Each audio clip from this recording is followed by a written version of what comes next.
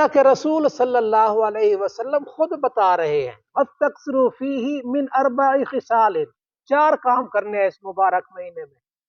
آقا صلی اللہ علیہ وسلم خود اعمال بتا رہے ہیں وَاسْتَكْثِرُوا فِيهِ مِنْ أَرْبَعِ خِصَالٍ، 4 کام کا اہتمام کرنا ہے، 4 کام اس میں کثرت سے کرنے ہیں۔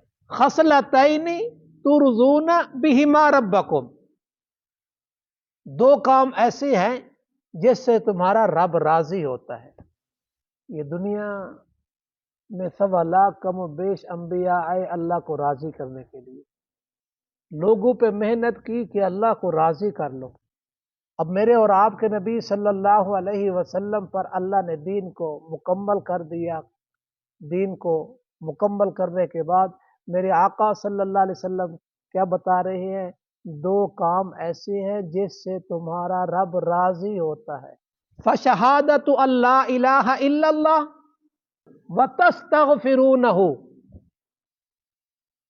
ایک لا الہ الا اللہ کی شہادت دینا، لا الہ الا اللہ کی شہادت دینا کہ ساری کائنات میں، زمین و آسمان میں، خلا میں، فضا میں، بر میں، بحر میں، خشکی میں، تری میں، بلندی میں، روشنی میں، تاریکی میں، ہر آن ہر گھڑی ہر ایک کی سننے والا اور جاننے والا اور سب کی حاجتوں کو پورا کرنے والا، سب کی مشکلوں کو حل کرنے والا اکیلا معبود مسجود ہے تو صرف ایک اللہ ہے۔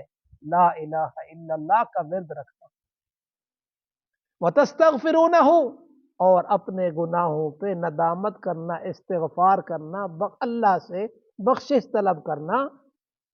یہ اللہ نے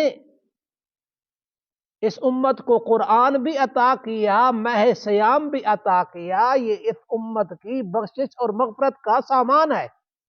2 چیزیں اللہ اس سے راضی ہوتا ہے، ایک اس کلمے کی شہادت دینا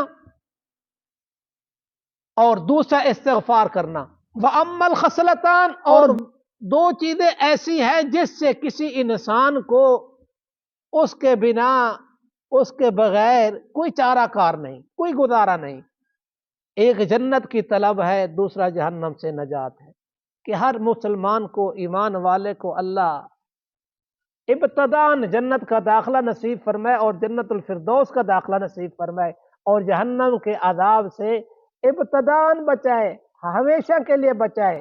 یہ 2 چیزیں ہیں، یہ بھی آقا صلی اللہ علیہ وسلم نے اس ماہ مبارک میں کرنے کے اعمال بتائے۔ 2 کام جس سے اللہ راضی ہوتا ہے، 2 کام جو میری اور آپ کی ضرورت کے ہے، تو آقا صلی اللہ علیہ وسلم نے اس ماہ مبارک میں 2 کام جس سے اللہ راضی ہوتا ہے، 2 کام جو انسانوں کی ضرورت ہے، ہر انسان کی ضرورت ہے۔ اللہ کے نبی صلی اللہ علیہ وسلم دعا مانگا کرتے تھے، اللہم انی اسألک الجنت الفردوس،